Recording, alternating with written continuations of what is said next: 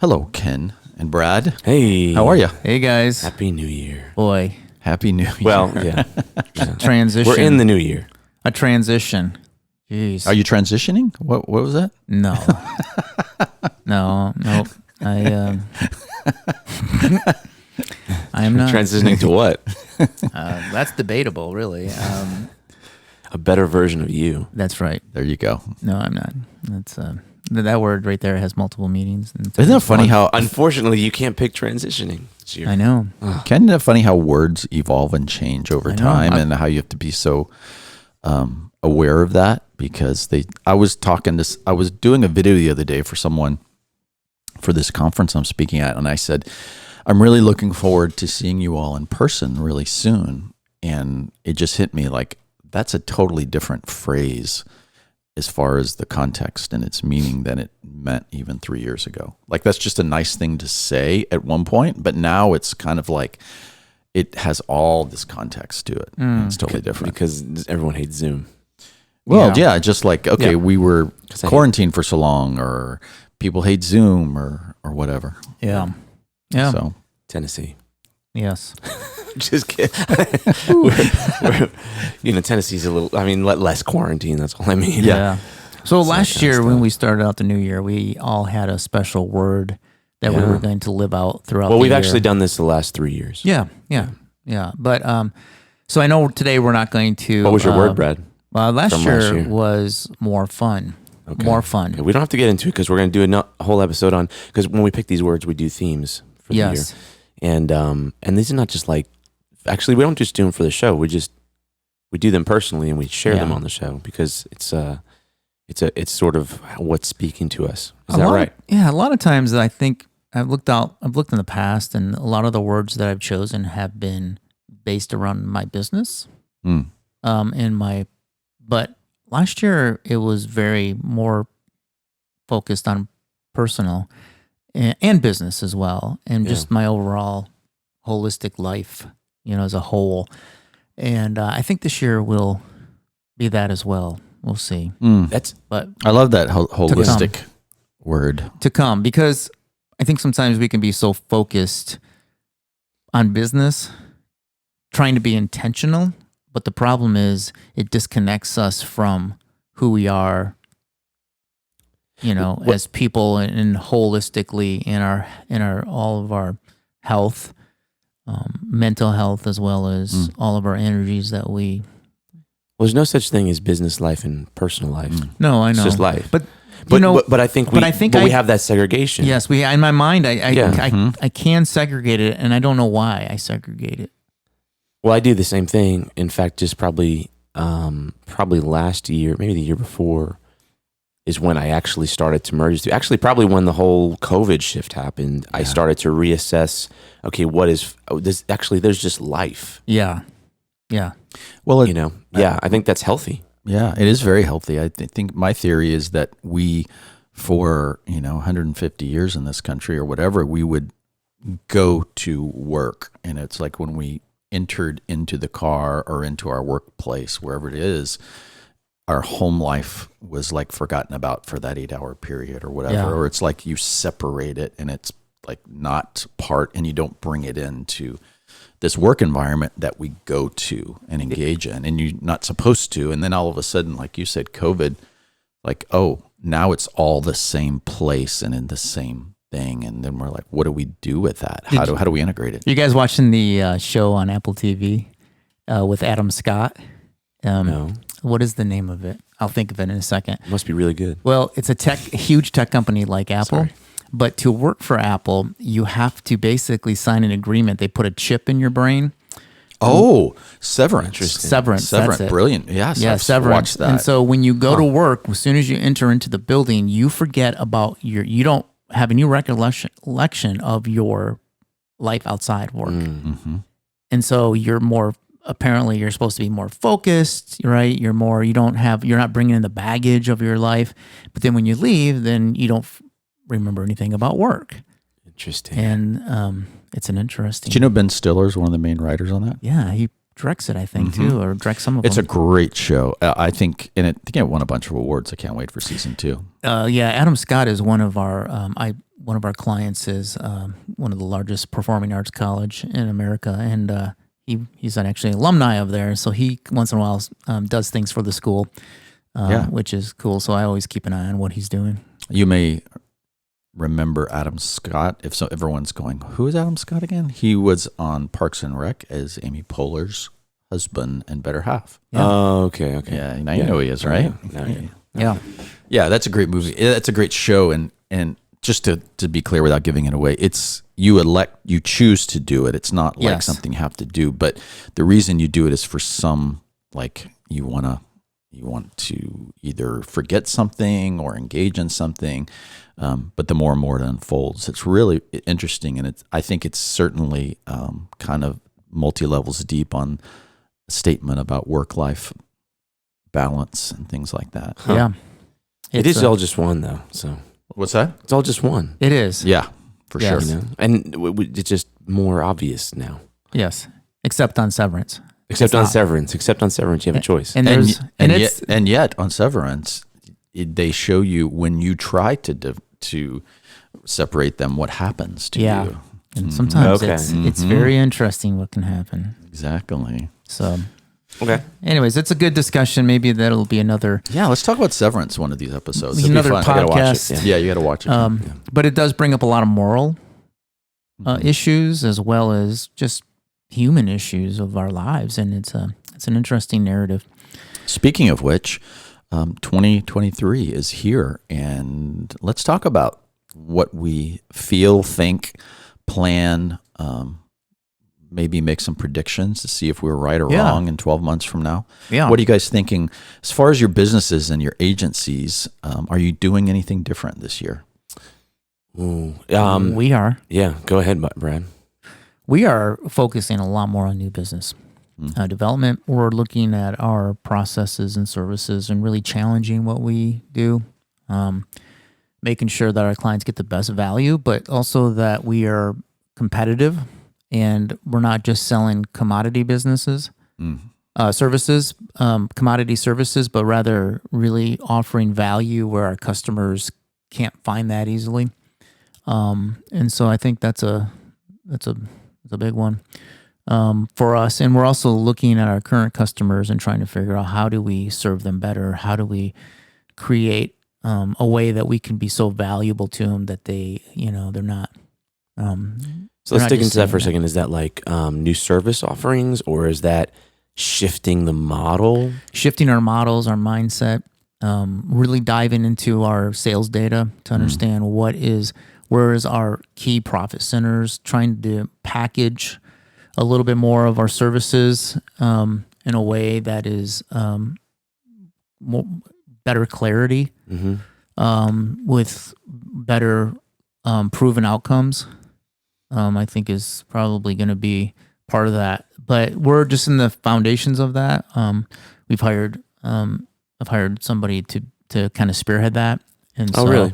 Yeah, and so like a consultant or like no, an full time. Oh, okay, yeah, they're full time to really help with that. And so it's going to be good. We call it. He's basically our director of client partnership, and just really understanding where our sweet spots are, trying to dive into that further. I think a lot of times we offer what we offer to our clients. I think is unique. Is very custom at times because our customers' challenges are so unique. But at the same time, we want to make sure that we are clear and that we can have strong success. I think that's a big challenge with agencies in general, and I think that is something that I don't think most go after.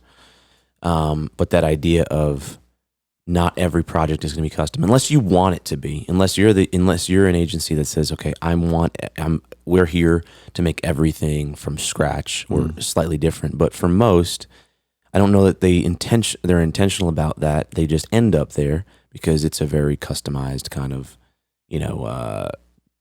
environment, right? Because everyone's problems are different. Yeah. But I do think in order, and at least this is my experience, in order to be able to have brick on brick scale things, like not always be practicing if you're one of the owners, I think you have to figure out how to have replicable things that you sell. Yeah. The way I look at it is we have we try and make we want to make Lego blocks. And then what we sell is the various building, connection of those blocks, right? So it comes down to the same basic building blocks, but those are the same things. Those are the replicable things, right? The only way things. an agency or a business can scale is you have to really realize that processes run your business and people run the processes. That's right. Because if you have to create an event for every new client, you're not able to scale that. It's hard to find people who are good at that. Yeah. And at that level. And so it's really difficult to scale. So building the Lego blocks, right, where there's definition, where there's process, where you can add on, right, but there's boundaries and guardrails, I think is really key. And so that's what we're trying to do. We're trying to identify those things, trying to build those building blocks. The way I look at every project, I literally at every project think, I think unpacking this for everybody is good, right? Because I think this is where profit comes in with agencies. I think a lot of agencies have low profit. If you have low profit, just so you know, that means you can't serve your clients well. Right. So I think a lot of people associate profit with greed, and that almost if I have high profit, my clients won't be happy. I think that is a common misconception. I think it's the exact opposite. Talking about profit, there's a recent study on digital agencies alone, so the digital agency world, and they researched and found out what the median profit is for a digital agency. What do you guys think it is? Medium. 16%. 5%. Wow. You guys are both really close. It was 15%. But for smaller agencies, it's actually less. Mm-hmm. Yeah. It can be around 10% or less. Yeah. So the profit margin in our business is being squeezed. Let's just be honest. Like it's hard to 10% make money. profit margin is not enough to run a business. No. Because I not. think the standard, any MBA will tell you, the standard is around 30%. Yeah. Like your business needs to run a 30% profit margin because you need to be able to invest in marketing and growth, improvement, R&D, all the things, right? And so, that's not that's why that was sobering when I read that. Crazy. But the reality is we fall into that range, around 15%. I mean, if we can do 15% profit, that's good. Yeah. And it's doable. We can run a business like that, but it's not ideal. Right. Right. It's hard. I think, for businesses like us, a lot of times we look at other ways to make revenue, whether it's selling your own products or developing something that is different, maybe some type of direct to consumer product that can help additional and other things that are higher profit margins. But it's really difficult. And I think that's what we're focusing on this year is really just kind of unpacking everything and kind of going, okay, let's not do what we've done for the last 10 years. Let's flip it on its head for a second and see what we're doing. Because sometimes the challenge is you do build these processes and you build this way of doing things, but it's no longer relevant because of technology changes, just general business changes, economy changes, competitiveness, everything. And so every 5 years, I think you need to do it. And that's what we're doing this year. So that's great. I mean, I just want to, I don't know, you want to move on from no, profit go right ahead. now? We can if you want to. I didn't know if you wanted to, but I just thought like it's just so important. Are you reading subtext here? No. Or something? I thought you were going to jump in a couple of times. I was going to give you my opinion for 2023, but I want to hear yours. Oh, okay. No. This is just not my opinion for 2023. It's just like I think, okay, maybe it is profit. Agencies need to make profit because they don't. That is a stat. We are a for-profit business. You're a for-profit business, but here's the reason I wanted to dig into this. I think there's a feeling of self-consciousness about making profit as a service provider that is baked into most agencies. Like, for instance, when Verizon sells you a cell phone, they charge you $150, $200, whatever, $300 a month or whatever it is. Like their marginal cost is very, very low. They didn't add essentially nothing. It's essentially pure profit, right? Why is that? They've built the infrastructure, all that kind of stuff. When you go into the service business, all of a sudden I see a lot of, because profit comes from creating those efficiencies and also on the other side, creating massive value, like efficiency and value. The chasm is profit, right? So that you push to extreme value, like you try and figure out how can I make extreme value for my clients in the most efficient way possible. And those are system processes. Those are things you do. So when you do one thing and you learn how to do it and you do it more efficiently the next time, you don't charge less for that. Right, that is your profit. But I see so many. If we're not doing the legwork, they value, they believe their value to the client is legwork, and the truth is the client just cares about end results and the true value, right? And so I just think it's important for agencies, especially smaller, to understand that it's based on value. Now that goes the other way too, right? Like. If you're charging something and no one's buying it, then the value that you're communicating or maybe the value you're delivering is low, right? And so you need to rethink that. But the point is I think agencies tend to validate themselves with busy work more often than other businesses. Like Verizon doesn't do that, right? Like I'm not getting a call from Verizon to make sure that I don't cancel my bill, right? That's not happening. Yeah. And so I don't know. I just think if unhealthy, non-profitable, low-profit businesses don't help anybody, not the people that work for them, not the people that own them, not the people they serve, right? So anyway, I'll step down. No, that's really good. I mean, you're right. I think that's what differentiates good agencies and good media companies and mediocre ones, right? The great ones and good ones, is the ability to get beyond that mental glass ceiling that we have. It's a mental thing. It's a mental thing. Like I can't charge my customers this, or I can only make. Bob, you got Bob. Brad, you got a phone call yet? Hey, sorry, I gotta go take this call really quick. No, I'm good. I'm sorry. There's a feature called Do Not Disturb on there. I thought it was on there. Actually, my wife always says, "Hey, you have your Do Not Disturb." I'm like, it does it automatically. You have it on the wrong times. When she texts me at the bottom, it says he's not active.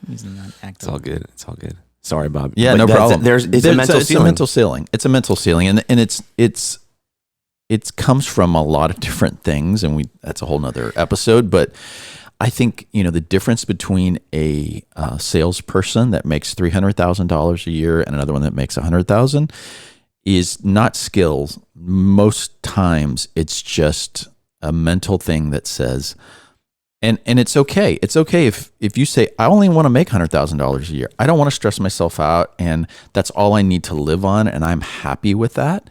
That's fine. But I find more times than not, it's the $100,000 or the $50,000 going, okay, how on earth is that guy making $300,000? Right. Like he must be doing something bad, or I could never be that great or that successful. But it's just a mindset. It's a mindset of going, there is a scarcity that says I'm only worth a certain amount, or I can only charge my clients a certain amount, or we're only can bring that much value, rather than going, like you said, why don't I learn how to charge more, put my foot in the water, and realize I'm going to be able to serve my client better by doing that. One of the things that I've done and get rid of those clients that don't want to. Yes. Well, yeah, and also there's a skill that comes from, like, you have to believe it, and then you do have to develop a skill to communicate that. Right. Correct. Because that value communication is a skill. Absolutely. So that is also the difference between the salesperson, but the implementation skills. We were just talking about this earlier. We were like, I mean, we've gotten better, but like we've been in business for over 10 years. Like our skill set hasn't changed much. It's adjusted. We've learned more. We've gotten more experience. But when we're talking about like a brain surgeon, right? Mm-hmm. Like 30 years, his 10-year mark and his 30-year mark, he's gotten better, but he hasn't He hasn't learned tons more. He's gotten more experience. My point is the skills, the mechanics, not the experience, the mechanics don't change. That's right. Here's what I've learned, even in the last year, is that I've learned to reach for the stars. And I've used to limit myself. I don't know if I can do that. I can, I don't know if I can get off this earth, but I'm going to reach to the stars. But what happens is when you have these big goals, these wildly important goals they seem almost, that you can't obtain. But if you can own that in your mind and shoot for that, and then you communicate that to your team, there'll be some team members who believe you. Yeah. And they don't have the same restrictions that you have in your brain. Right. But one thing I notice is when you shoot for the stars, this is an old adage, at least you'll land on the moon. Right. Like you may not hit the star that's a million light years away, but you'll be on the moon, and that's way farther than what you initially thought you could get to. And so what I found is that, what it does is allows you to kind of free up your mind a little bit. Even listening to certain podcasts where you're like, I listen to financial podcasts, and I talk to these guys who are managing millions of dollars of money and investments and all that stuff, right? I don't have that, but I think like them now. Right. And I can tell it's helped me open my mind up to not think small. And well, I mean, that's one of the ways to increase that is to change your inputs. yeah, Right. Yes. To shoot, in order to shoot for the stars and believe it, if you change your inputs, most likely, if you're shooting for, whatever star you're hitting, it's probably in line with the inputs that you have, right? Yeah. Which means the people you hang out with and the things that you listen to. because I'm my own worst enemy. That's the key. Like I'm the one that stops me from doing. I'm the one, even in our business growth, that stops our business growth. Well, it's, do you believe the things? Do you believe that you deserve the things? And it's not an arrogance. Yeah. Okay. That is not certainly not people should give me things for free. Entitlement. Entitlement. Thank you. It's not that. I don't know. That doesn't work. But believing you deserve something just means that, like, am I worthy of this thing?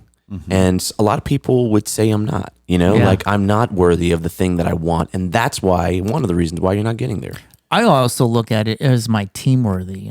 Like if you can put that on them, like say, hey, it's really not just about me. It's about my whole business, which includes all of my team members. And is it worthy for them to have the time, the resources to really do great work? It's good. To get great clients, to be part of a company that is exciting, to have more free time and more fun in the company, because resources allow that. I'll tell you what, yeah, they do. And if you really want to put positive pressure and accountability on yourself to hit these goals, to like actually do these things that maybe in your mind you'd love to, but you really don't believe you can, and you really don't believe you deserve it, maybe. I'm not saying you, I'm saying in the general you, right? If you really want to put some pressure on yourself, if you tell the team that this is the goal we're going for and they believe it, right? And you can communicate that and you can paint that vision, like that is how to put that pressure on, because now you have to do it. Otherwise, you don't have to hit it, but you have to pace it. Like you have to pursue it with energy. It doesn't really matter if you hit it actually, but if you hit the moon, it's like, okay, we're pursuing it. But if that's how you put accountability. That's one way to do accountability in it, because you can't just now give up on it. Yeah. You'll look like you won't be a good leader. And it's amazing that when you set this wildly important goal in front of your employees, especially certain ones, and you have perhaps a BHAG. What? A BHAG. What's a BHAG? You don't know what a BHAG is? I don't know. It sounds like a big, hairy, audacious goal. Oh yeah, same thing. It's a Jim. Was it Jim? Yeah, Jim Collins. Yeah. He put the hairy part in there. The wildly important goal. BHAG. He calls it a BHAG. I think it is. Your employees, It's if you give them, I thought you were insulting me there for a minute. if you give them the authority and the freedom to be able to say, hey, what are you going to do to make sure we hit that mark? And so now there's accountability. They will bring some really great ideas to the table. And they will then also commit themselves to those ideas to be able to finish them out. So And you got to be aware of the people that may have the opposite Yeah. mindset. That doesn't make them bad. A lot of people don't like change. Well, or they don't. They have limiting beliefs in themselves, Yeah. and committing to that actually may feel scary, and they actually may say, you know what, I don't think we could do that. Yeah, and you can't expect all of your employees to be like that. That's No, right. And the and ones even that all are the not, people around you. you can't whether- shame them. You can't. Right. You have to make sure they're included in the team. But I would They have say, a value. Yeah, but I would say, like, when I've been around the best leaders, and sometimes I've been fortunate enough to see these people who are doing nothing, who have a vision, and then actually walk it out and obtain that vision in a grand way. And one of the things that they do is, if they believe in that vision, no one discourages them from that. So, like, anyone who's there is no way to discourage that person. They're almost bullheaded about it. Well, they are. So if there are just, people who don't say, I don't think you can do that, or I don't think we can do that, how would we ever do that, and all those kind of questions. I don't think, like, if you, like, the people that achieve that aren't discouraged by those things. Yeah. Good discussion. So we're shooting for the moon, but we're Shooting for the moon. We're actually shooting for the stars, and if we land on the moon, that'd be great. There's a lot of good. I mean, look, if you want want like practical content that is polarizing, but useful and also kind of funny at the same time, you can read Grant Cardone's 10X, because it's the exact same philosophy. It's really very simple. If you want one thing, you shoot for 10 times that, and you'll get more than that. Yeah. Well, it's just good negotiation, right? Yeah. It's like wherever you want to be, you always ask for a lot more. Yeah. And another thing that I think that all companies can work on is if they are doing things in their business that they feel the client may push back on, whether it's process or charging more, figure out how you're presenting that to them. Because if you can present that to them in a way that it makes sense, Yes.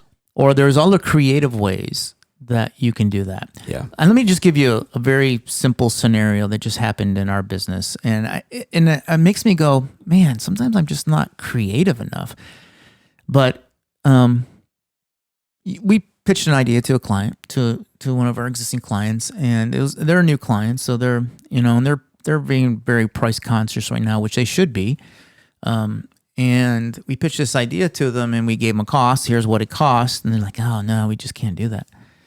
After all the presentations, all of a sudden at the very end, right before we had finished discussion with them, they said, yeah, man, if we could break that up into 3 different months of payments, then I could do it.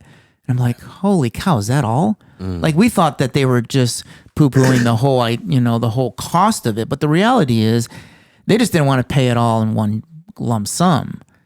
They just needed to be able to spread it out. And then it was more digestible. And they're like, yeah, we can do that then. And so it's like, and at the end of the call, I'm like, that was easy. Like, that we should have had a response immediately. We should go in going, okay, what are the areas where our customer, we think this is a great idea. We think it's a good value. What are the ideas that they already might come to us and say, we can't do this. And how are we going to respond? Like, what are we going to say? And it's also listening too, to your customer. I say that because sometimes they're just simple ideas, Right. To say, hey, this is how we can present this to our customer, and they're really, most customers, they get it. Like, they're business people and they understand, like, if you got to charge more, but you can share the value, why it's more important to them, why it's more valuable to them. So anything that seems like it might be selfish to the customer, there's always a way to show them why you're doing what you're doing. And as long as it's reasonable, most customers are reasonable and they say, okay, that makes sense. Yeah. It's what we were talking about earlier as far as clarity and using the right words. I think that's everything. That's the skill of Yeah. Communication. So my thought for 2023 is kind of ties into this is I think agencies will shrink. They will not grow. And I think that will continue for the next several years because the agencies are willing to invest in the best technology, which you should if you're going to offer that to your clients. That technology is moving more and more to generative intelligence, artificial intelligence, all of that. And so much of the team members that we've had over the years are going to be replaced with machines, meaning, from creative to ad copy to management and maintenance of advertising to ad placement to all of even data and analytics. That's becoming better and better and more accurate. The machines can do that.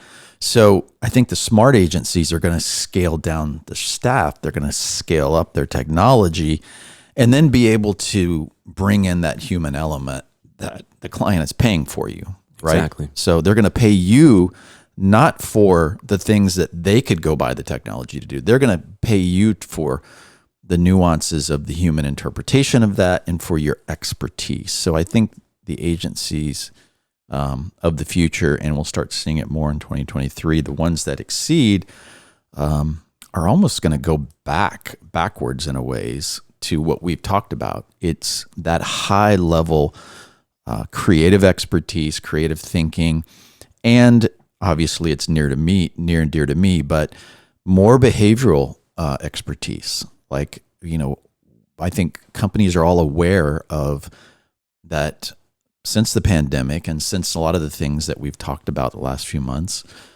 that there's an awareness that their customers want to feel and hear that human, that wellness, that better way of being and doing business. So I think you need to staff up and understand that yourself and engage that alongside the machines, because the machines are going to do the things that we can't do well. We're going to have to do the things that the machines can't do well.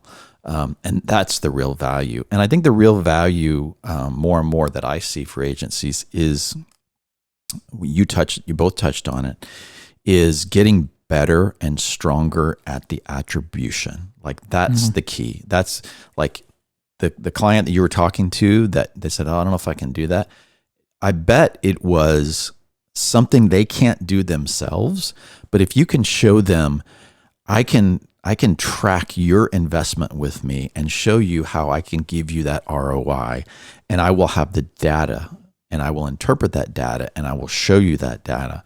I think that you can make money on that all day long. Yeah. I would even say, like, maybe to add to that is like, I don't even think the attribution, the way we understand it in ads, is the most important thing. It's really, how can you understand how you can communicate a connection between here's a result that we're going to go after, this investment.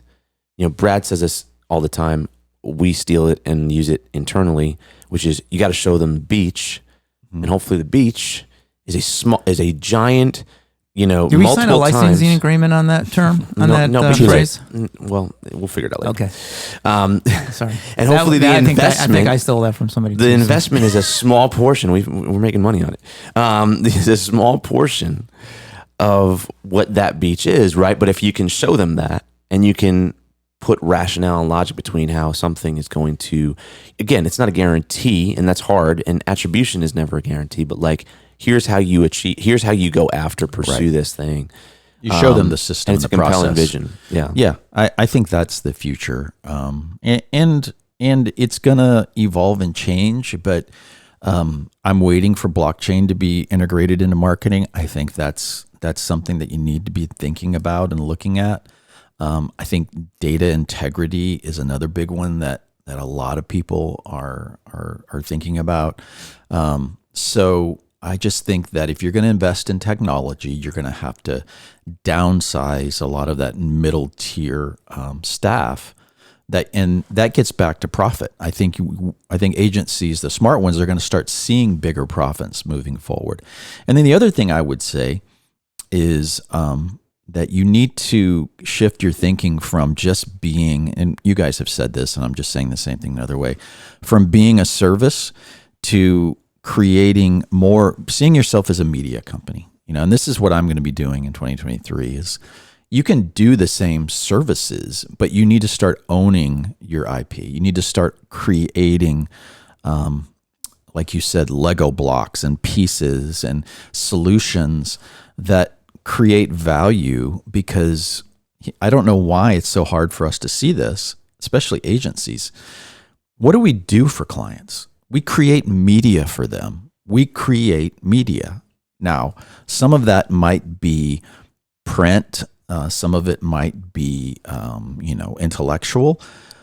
But 90% of what we do is we create media. We need to start owning that. We need to start creating and thinking of ourselves as a production company. That's the agency of the future, because the services will be commoditized and commoditized and commoditized. And that's a hamster wheel that I think AI and machines will eventually kill us if we try to keep going down that road. So that's my opinion for moving that's forward. good. I believe in. I agree with that stuff. Yeah, absolutely. We've talked about this on past podcasts, but it's been over the years we've seen especially the social media platforms and social media advertising. We've seen a lot more of the privacy installations in each platform, and it's harder to reach our audiences. We've seen, tons of audiences removed from Meta. Facebook has removed so much audience, and what you can do and you can't do. And it's become harder, right, to reach certain audiences on those platforms. And I think last year we've struggled with that in some of our clients. And this year we just assume, that's the case. And we've talked about maybe having to do more traditional things, and that we kind of go back to the roots, which has actually been good for our business, because I think that's where we kind of... Because you have a rare skill set in that area. One of the reasons why. Maybe. I mean, because not everyone does. I'm just saying, like... A lot of time, I think it became easy for some agencies to market, and now it's becoming harder. Right. Now what do? Because they may not have the skill set. But if you don't have the advertising route, like when we go to like your superpowers, right? Like you gotta think of like, where are my raw resources here? Yeah. Yeah, I would agree with you. Yeah, and so I think this year is the year that we just assume that, we're not able to do the things we used to do. We've finally gotten that to the point where we don't hold on to that any longer, right, and wish we had what we used to have 3 years ago. And now we've moved on. Yeah. And through a lot of therapy, probably. Yeah. But just accepted it. Yeah, I just accepted it. But now it makes you rethink wholly, like, okay, what do we have to do now? What do we do? And it's going to be a good year. I'm really optimistic about this year. I'm not going to be playing as much, probably, because I can't afford to play as much. But you can play in your work. Yeah, but I feel like I still have that mindset. So I've been doing some stuff in my personal life around that. We're still waiting for that guitar solo on one of our shows. Oh yeah, You're doing the one from Journey, right? From Can't Stop Believing. Yeah, whatever. It's gonna be that's our inspirational show. I'm gonna do. I'm gonna lead with that. I thought it was. I kind of see you more as a Van Halen kind of guy. No, actually, I've been doing I'm in about a 6-month jazz course. So look really at you! Enjoying that a lot. I like that. Yeah, Christmas nice. jazz. You play any Christmas jazz over the holidays? Yeah, once in a while. Okay, all right. Anything else, guys, for 2023? No. I agree with all this. I just think focus on profit, focus on efficiency, focus on value. Those three things. Yeah. Yeah. If you guys have any questions, or if you guys are doing things this year in your business, to reach out to us. Yeah. And I'm hoping we're going to have some more guests this year. Yeah. So this will be our, fourth year? Yeah, something like that. Yeah. Yeah. Post it on. We're getting close. Yeah. Keep grinding away. Yeah, man. How many episodes? As long as there's stuff, we do it. We're like the 130-ish. Yeah. I don't know. I should have We should have a big celebration on number 200. Yeah. Okay, there you go. Our bicentennial. Nice. There we go. I like it. All right, guys. Until next time. All right. Talk to you later. Bye-bye.